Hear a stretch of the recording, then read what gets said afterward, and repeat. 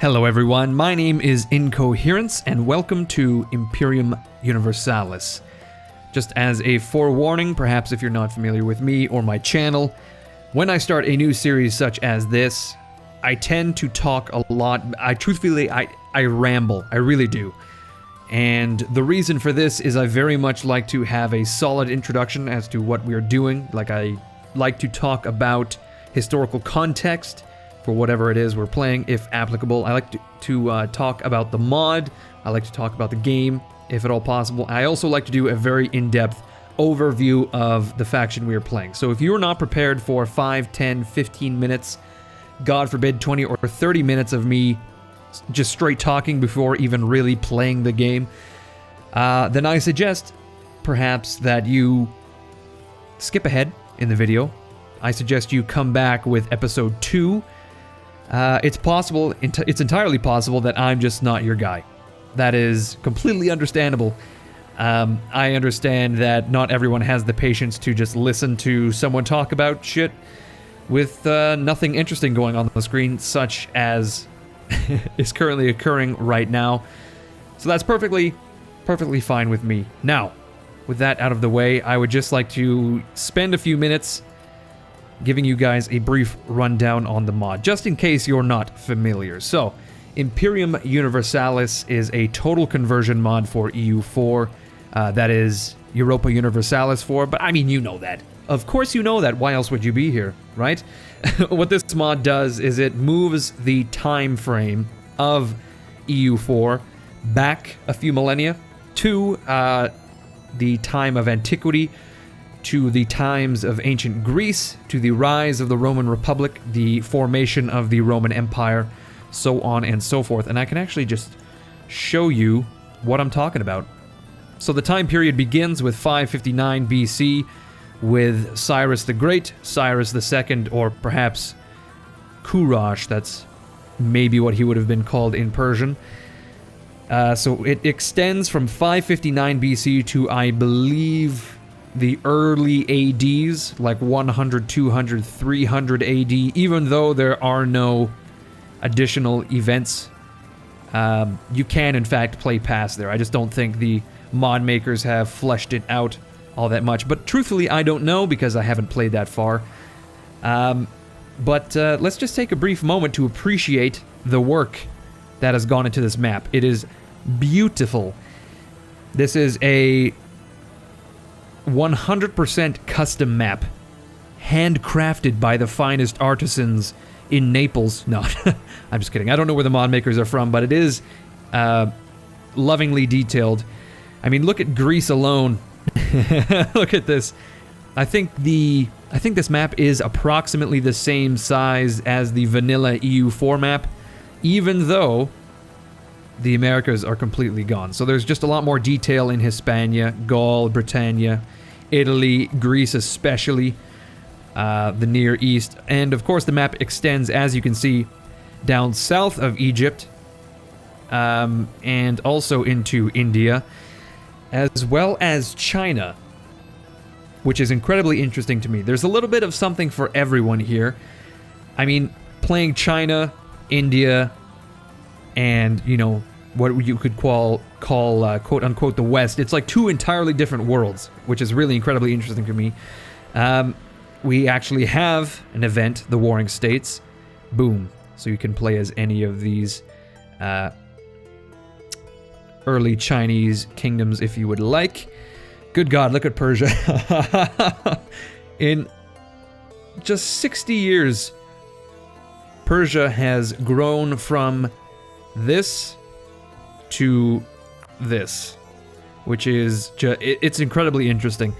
We'll talk about that in a moment. I just want to point out a few more things that this mod does. It adds some unique systems.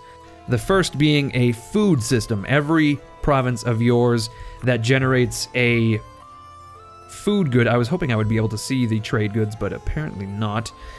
Anyway, things like grain, meat, etc., those contribute to a stockpile of food.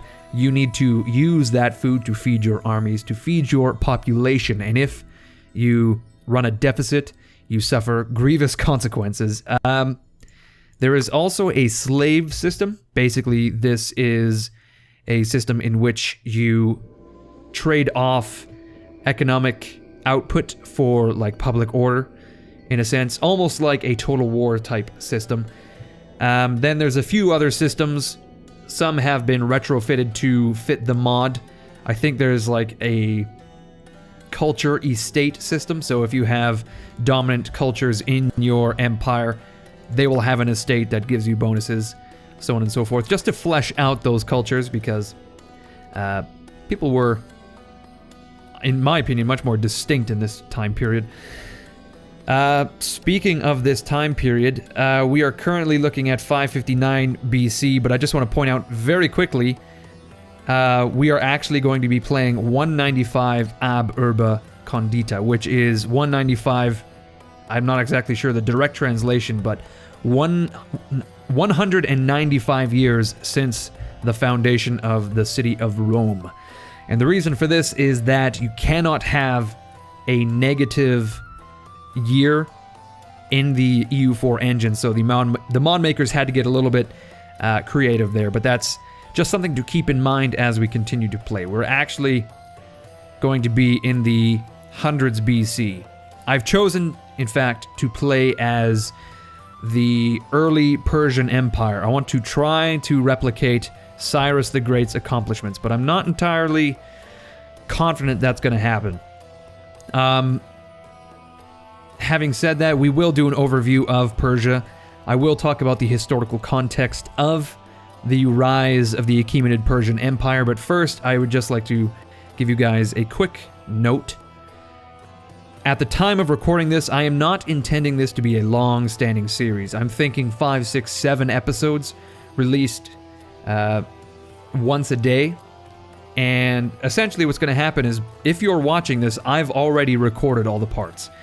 And if that receives enough, if you guys like it enough, I could record more, especially if you guys like it enough. But for the time being, I'm not intending this to be a long-standing series.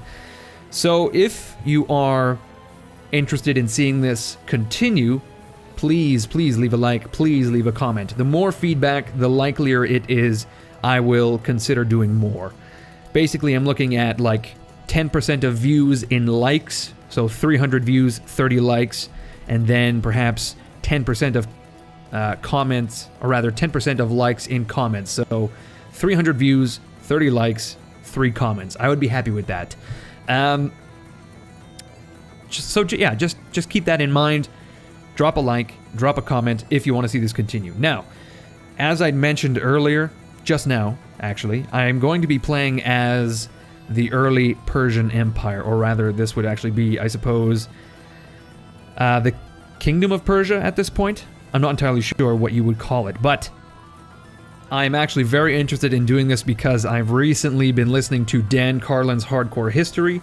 He did a couple episodes called King of Kings, which focused on the formation of the Achaemenid Persian Empire under, well, he also talked about Assyria quite a bit, the Median Empire, and basically he's setting up the context that I would like to set up as well. He also talked about the Greco-Persian Wars in, well, beginning in 499 BC, and then finally he talks about the conquest of the Achaemenid Persian Empire by Alexander the Great. So I've definitely become very interested in this. I've actually gone so far as to crack open Herodotus's histories again. I have the Tom Holland translation, which is pretty great. So I am prepped and ready to roleplay as Cyrus the Great, although he's probably like 10 times the man I am. Before we talk about the history, though, I will actually, let's just talk about Persia as an entity within EU4. Let's do that.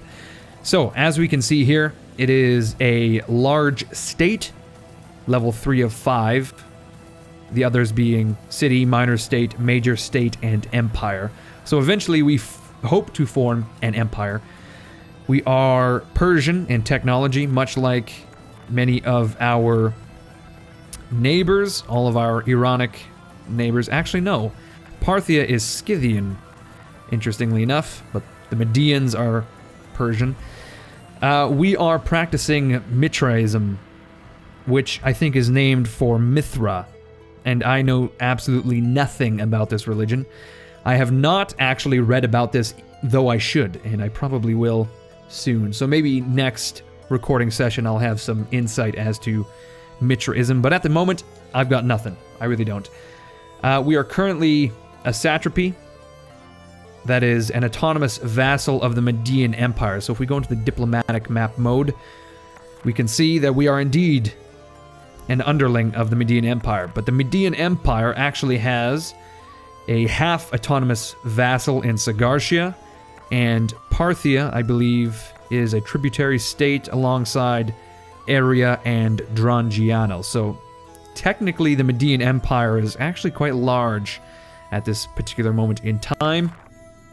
We are controlled by Cyrus the Great, Cyrus II, or Kurosh, as I mentioned earlier. He is an absolute wonder kid. Look at his fucking stats, 6 and everything. As for our tech, though, we are, of course, at level 1. And we'll just quickly go over our ideas. We start with Persian traditions, increasing our diplomatic relations. So we're supposed to be, I guess, forming relations with everyone around us, that is vassals, etc., etc. We will be able to promote an additional 2 cultures. This is to represent the tolerance the Achaemenid Persian Empire practice, under Cyrus anyway. More so under Cyrus than those after him, if I remember correctly. Persian satrapies. Again, we are encouraged to form vassals that can act as that's supposed to represent the satrap system.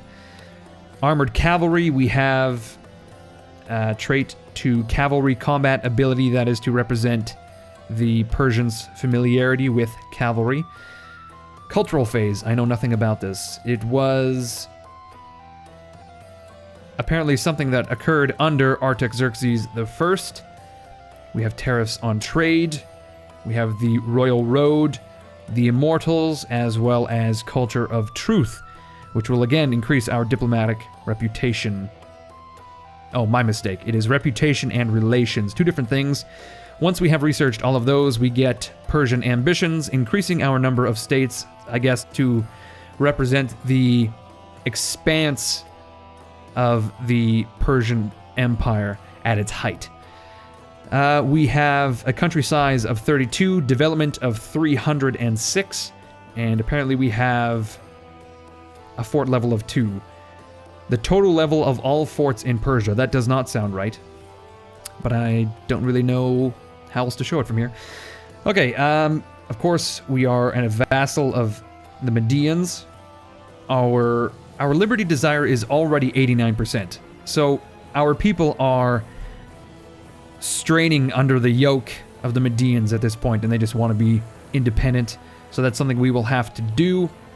Of course, we have conditional military access to the other states under the umbrella of the Medians, and then we have conditional military access through Halicarnassus and Hephaestia. I don't really know. Halicarnassus would be somewhere on the coast. I'm not entirely sure.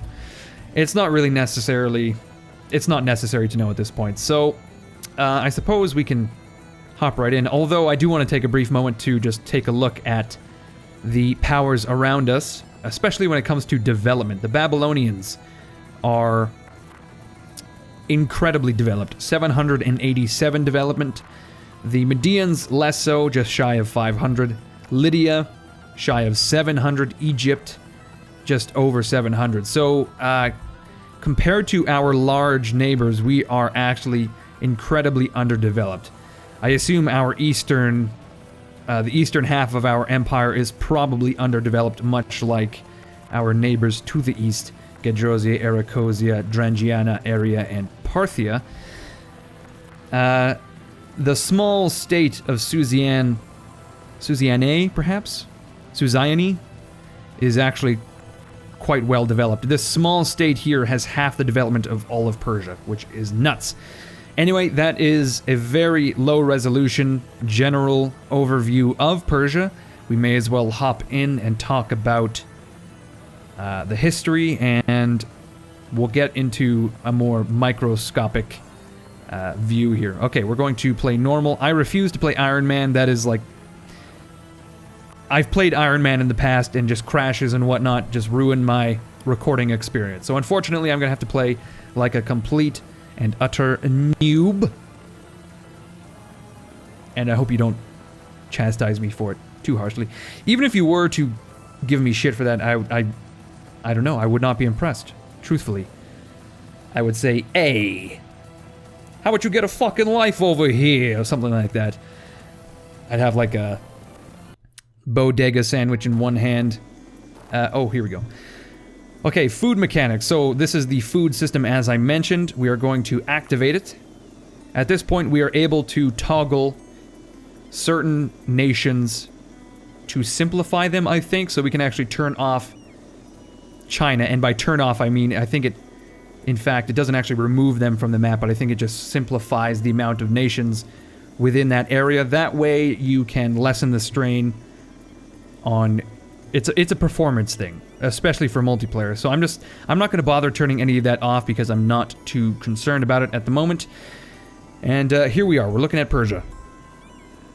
So I think to begin, we will actually look at Persia itself.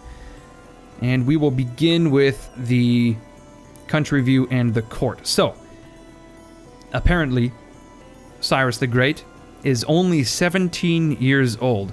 He's taken over for his father. His father is Cambyses. Now, Cambyses is not dead yet, but he did cede the throne to his son.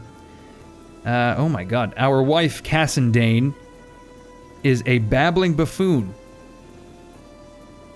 Well, that's not so great if she were to become the queen of Persia, although I can't imagine that's going to happen unless Cyrus the Great dies. So like I said, Cambyses ceded the throne to his son, which is actually pretty interesting. Another interesting tidbit about Cyrus's family is I'm fairly certain Astyages of Medea is our grandfather. Cambyses married Astyages' daughter, and Cyrus is the son of Cambyses. Therefore, Astyages ought to be our grandfather, which makes the whole overthrow of the Median Empire a little bit awkward.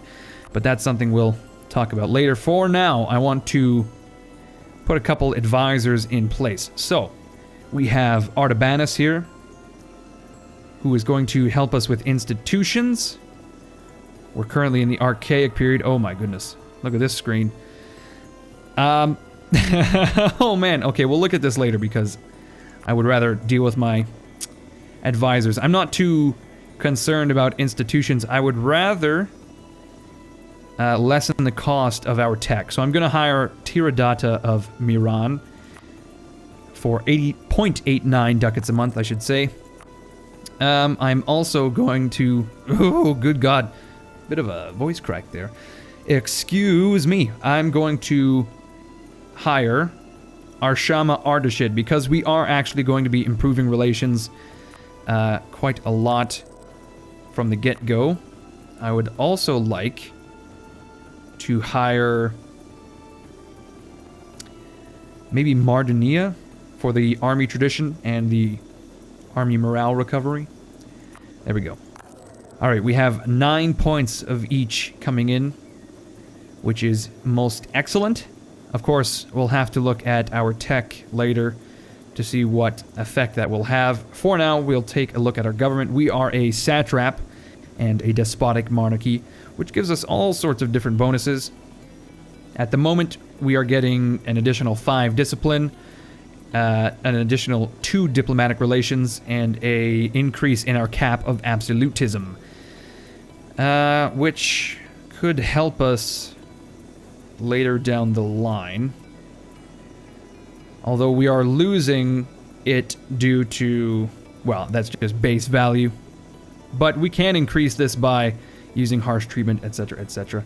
It's not important at the moment. It is important to point out that we have an unorganized religion at the moment, which is increasing our stability cost and reducing our missionary strength, etc., etc. So we may perhaps have to look at that, although I don't think that's too big a concern. As for cultures, as we know, our Persian traditions, that's one of our ideas, that's our starting idea, that is giving us an additional 2 cultures to promote. And we can see here, Elamite, Gedrosian, and Parthian all have a pretty large representation in our kingdom at the moment. Gutian, absolutely not. We'll come back to this once we look at stability and whatnot. For the time being, we'll look at our diplomatic situation. So, as I mentioned, we are a vassal, and I think we have no other relations, although we are allowed to have 11 due to our government rank, Persian traditions, and the fact that we are a despotic monarchy. That is insane. Let's see, who likes us? The Medians and Drangiana and Arachosia like us ever so slightly. Babylon, Lydia, Gedrosia, Parthia, Bactria all dislike us. And then, of course, we have a base value of -5 with most everyone due to religion. I don't know what I'm doing at this point. That's basically all we need to see in the diplomatic tab, I suppose. I'm going to say yes. Okay, let's move on to the economy. So, at the moment we are paying 2 gold per month for army maintenance. I'm going to turn that down because I can't imagine that we are going to go to war immediately. Everything else looks fine. I'm going to look at trade in a moment, and I think we can increase our income there. We're currently only getting 3.24, which is not ideal. Here we can see a little breakdown on food production and consumption. Read that at your leisure. It will explain the food system. Essentially, we produce food, food supplies with certain trade goods. That goods produce modifier is multiplied by 10. That gives you the amount of food. And then every 3 months, our states and armies consume that food. And here are the values. We can check that in the mission tab. That will come later. So at the moment, we're actually gathering 6.49 from trade. Oh, I see. Our estimated income is 3.24. So currently, one of our merchants is not in a node. We are actually collecting trade in Sinus Persicus, which I think is the Persian Sea. I believe that's what that would say. Our trade power in Sinus Persicus is only 8%, which is not ideal. We're having a huge modifier here due to the fact that we're collecting not in our trades or our main node. Our main node, of course, being Iran, where we have 28 trade power and we are collecting 2.64, and we're actually collecting 0.51 from Sinus Persicus. We also have, it looks like, a merchant collecting trade in Medea. I'm going to recall him because he's making dick all. I would rather send some merchants to Bactria and Khwarezmia because that filters to Iran. Also, if we put a merchant in Bactria, that will actually trigger the Silk Road trade, as we can see here. Province is Dunhuang, I believe, or Maraconda. Either way, it's going to trigger the Silk Road trade, and that is excellent. It will increase our trade efficiency and our caravan power, as you can see. So that's all we can do at the moment because we're waiting for our other merchant to arrive, but I definitely want to put him in Khwarezmia, or Khwarezmia, I should say. Missing a syllable. As for technology, our first level in admin tech will unlock an idea group. And we will actually unlock a few different buildings as we go. and also increase our morale. So as far as ideas go, oh god, for a second there I thought we crashed or something. I have to say, I have yet to see any sort of bugs or crashes with this mod. I've played a few hours just to make sure that it was worth the time for a series, and I'm pleasantly surprised. Well, I'm not surprised so much as pleasantly getting what I expected.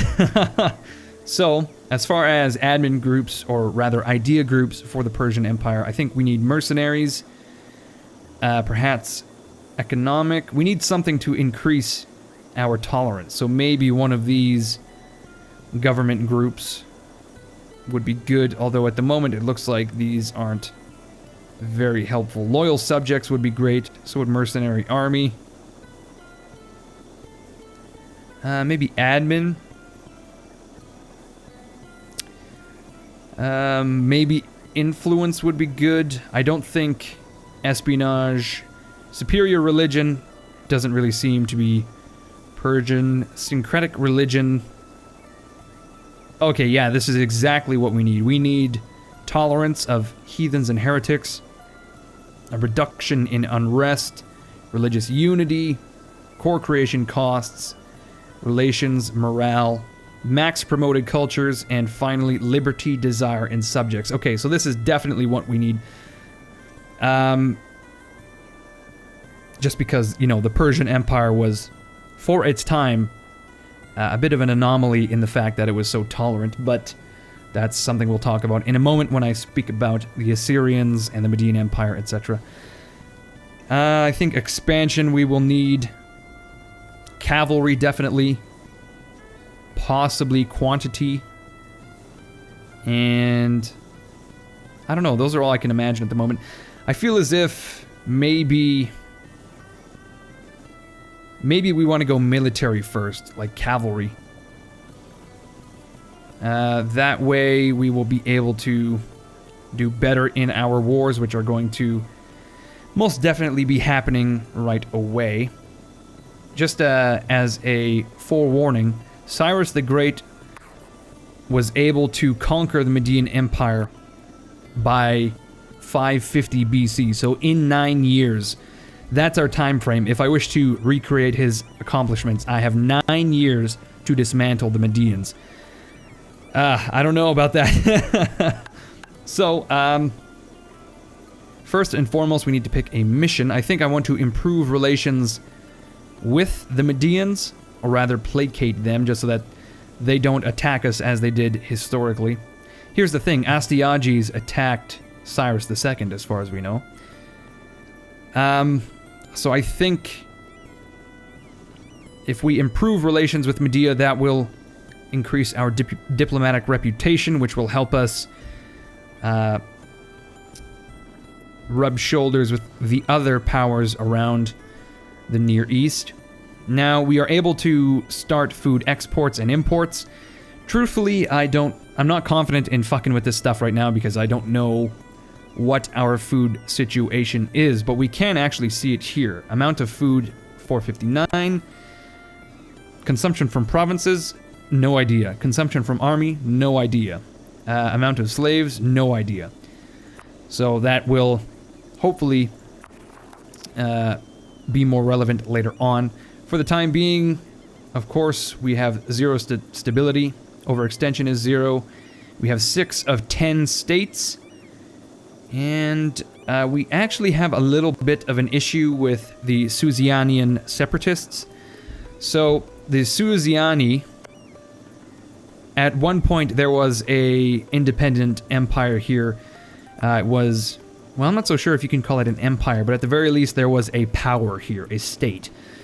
And that state was called Elam. That's why there is a presence of Elamite culture here. So these guys in Kora, Mamica, and Apostanos want to be independent, or at the very least they want to join Susiani because they share a culture. There's a historical identity there. And unfortunately, we can't let that happen.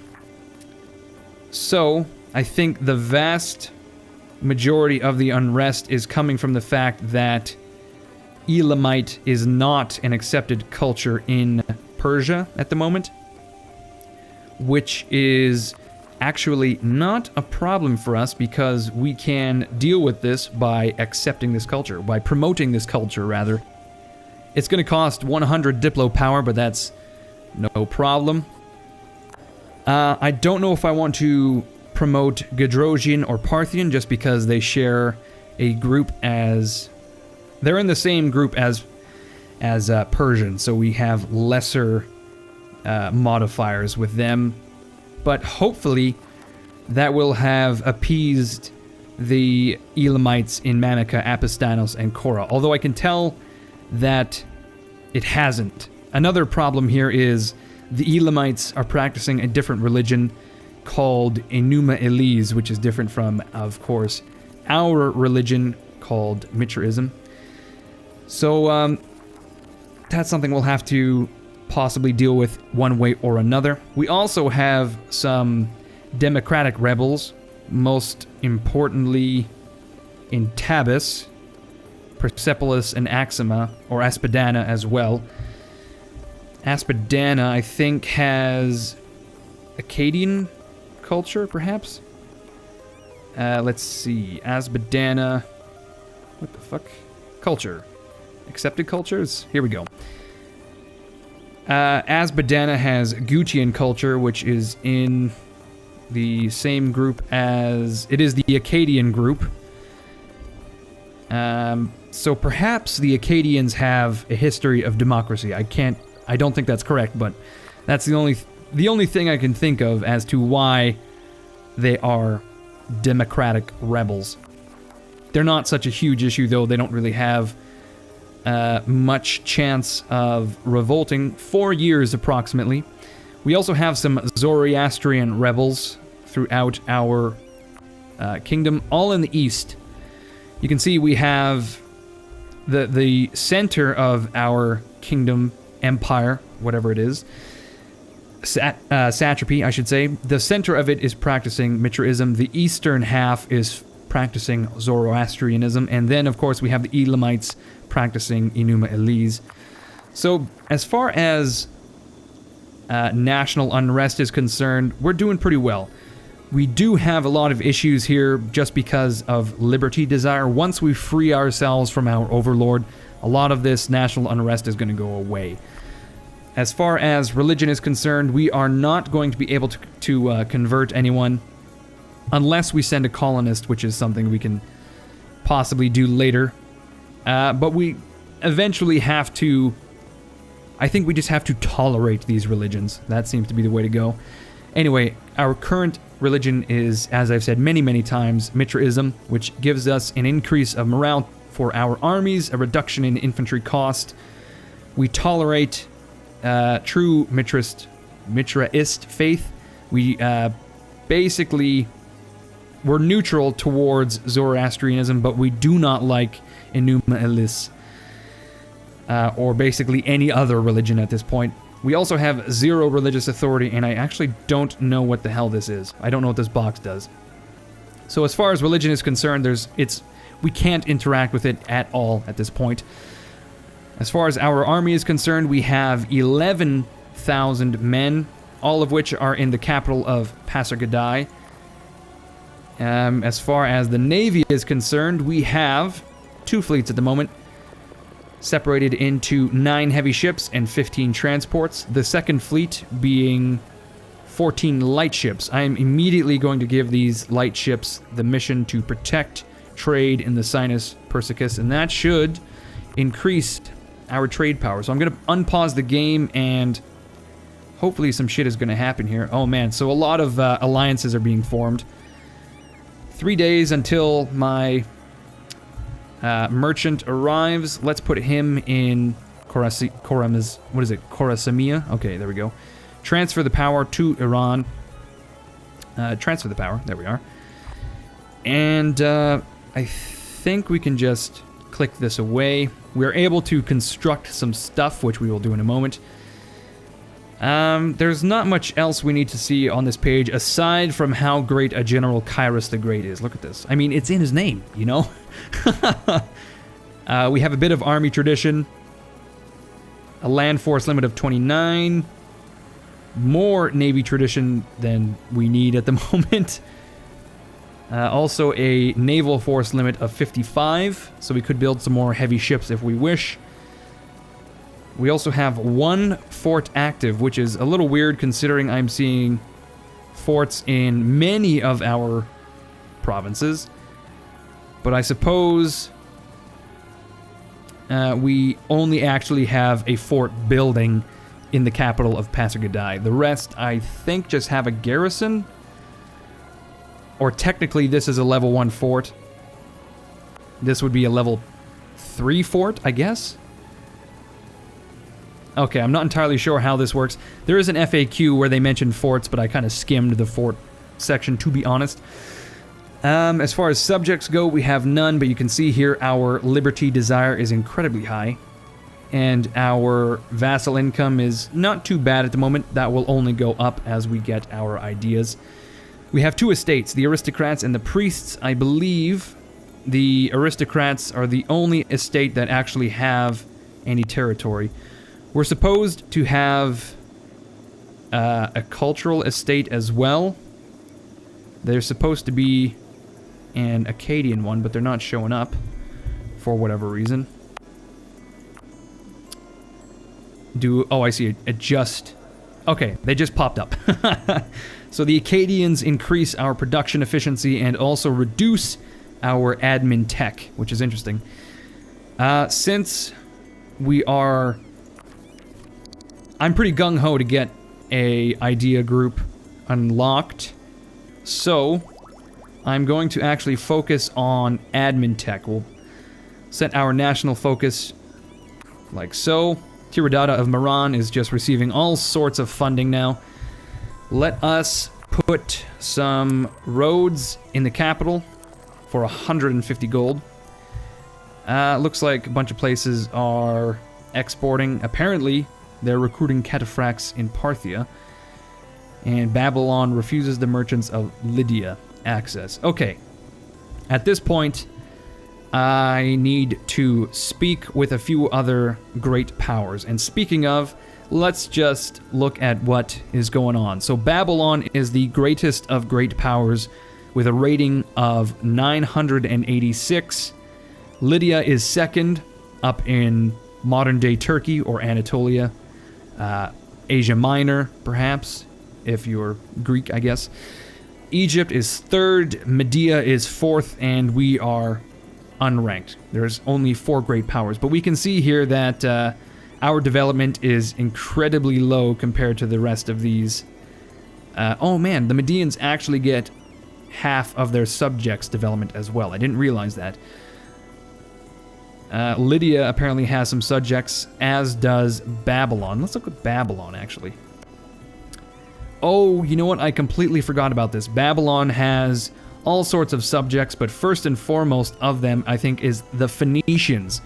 If we actually look at the map, the Phoenicians are the overlord of all of these colonies that they've founded, stretching across the Mediterranean all the way over to Carthage. So the fact that Babylon is the overlord of them, who are in turn the overlord of all of these different colonies they set up throughout the Mediterranean Sea, that is incredibly interesting, and that is probably why Babylon is the great power. One of the principal reasons, I would think. Now, when it comes to these great powers, I want to speak to Lydia, and I want to actually improve my relations with them, because we eventually plan to overthrow the Medians, and the Median Empire actually came into conflict with the Lydians, and in fact, I think the Medians have set them as their rival. No, the Medians have actually set Egypt as their rival. Well, in that case, I need to speak with the Egyptians. We have 1 diplomat left, so I want to speak with the Babylonians as well. I'm hoping that they will back me in my war for independence. So, I think now We are already 40 minutes in, but maybe I can just spend 5 minutes to set up the historical context as to why we are here and what exactly has happened. So, around, I want to say, 70 to 50 years before this period, there was an empire called the Assyrian Empire, which essentially dominated this entire region. Lydia was a vassal of the Assyrians. Babylon, at one point, was a vassal of the Assyrians. This, I am speaking specifically near the end of the most recent incarnation of the Assyrian Empire. The Medians, the Persians, and the Parthians, I believe, were all vassals of the Assyrian Empire. And what happened is the Assyrian king, Ashurbanipal, died, his son became king, and there were a series of civil wars that erupted. And it weakened the Assyrian Empire. I should mention, the Assyrian Empire was essentially like the USA of its day.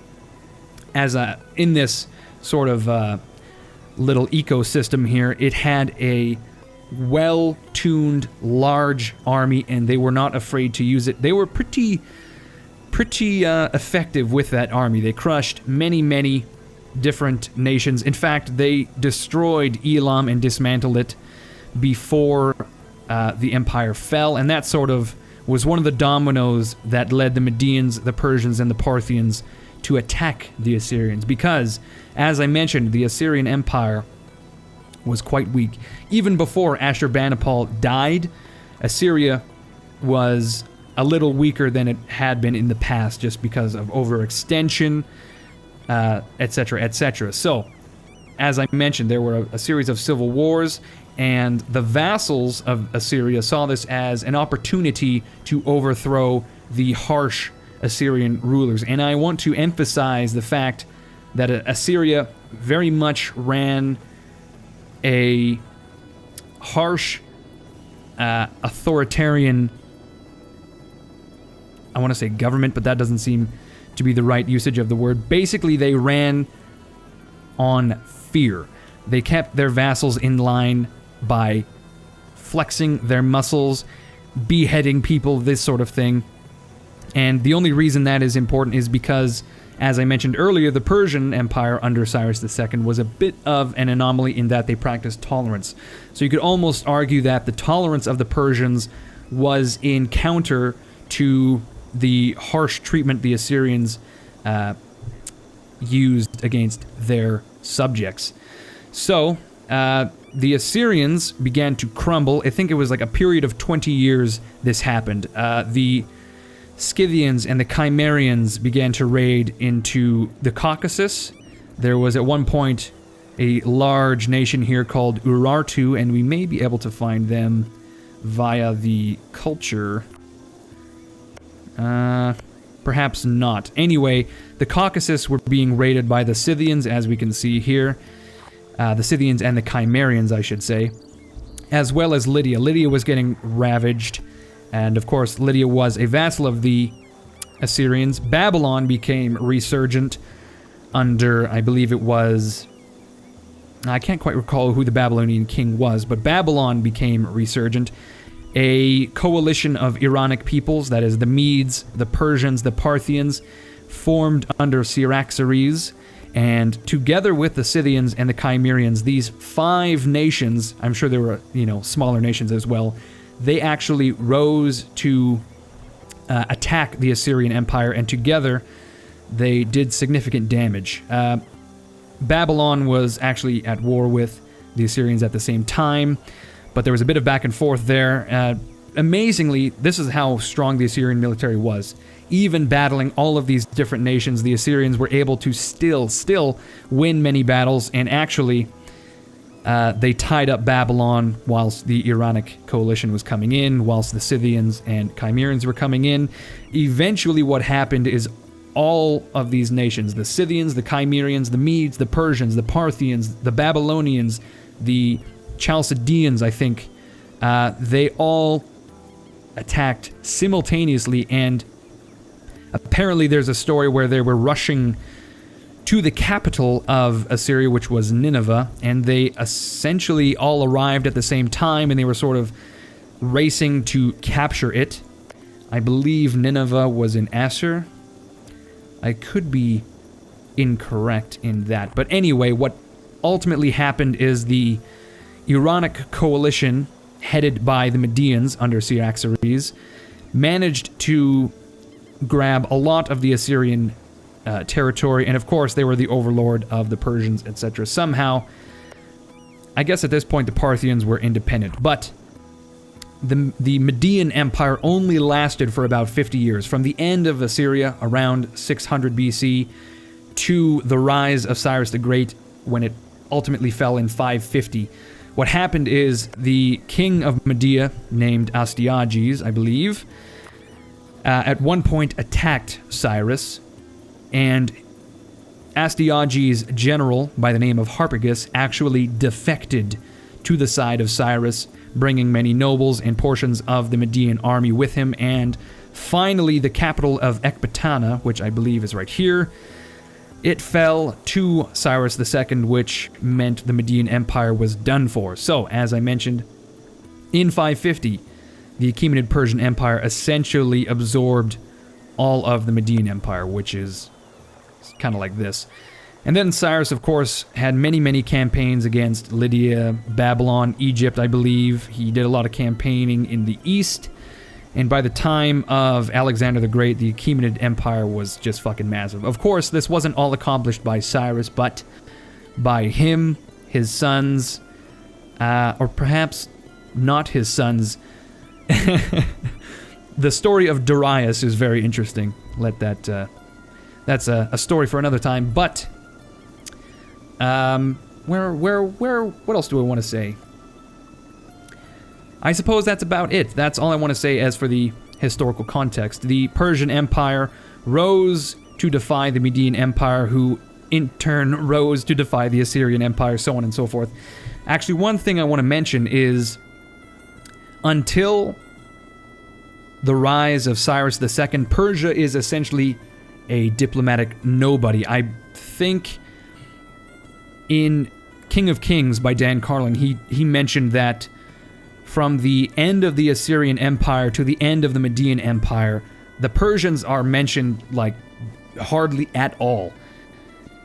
You know, he uses the metaphor that Assyria was the USA and it got wiped out in a matter of 15 years, 20 years, which is just crazy. And then beyond that, in 50 years, this nation that you've never even really heard of rose to dominate the entire world, which is pretty much what happened. I guess we can assume, though, that there was a lot of stuff going on that we just aren't privy to, but it's just incredibly interesting to know that the Persians rose to dominance, even though we don't necessarily know much about them at the time. They were a nobody, is how Dan Carlin put it. And then, in turn, the historians that he researched, that's how they put it, I should say. But anyway, you guys, this is a 45-minute video, and we have only passed a few different days, but I hope, with my heart of hearts, that you appreciate the amount of detail and information that I have just thrown at you. When we come back, we can really look at governing Persia proper. We are already beginning to improve relations with the other great powers. Eventually, I would like to use them in order to support my independence. It looks like Egypt does not want to. Babylon nearly wants to. Lydia very much does not want to. Perhaps we could talk to some of these nations in the Caucasus. Anyway, that's aside the point. I really ought to end the video because it's beginning to drag on. Thank you everyone for watching. I hope you enjoyed it, and as I mentioned before, if you want to see this series continue beyond the 7 episodes, please leave a like, leave a comment on every single episode. Most importantly, leave a lot of feedback on the first episode, the second episode, and the third episode. I really keep my eye on those ones. As always, my name is Incoherence. This has been Imperium Universalis, where we are going to be playing as Persia in order to follow in the footsteps of Kurosh, the King of Kings. I will see you all later.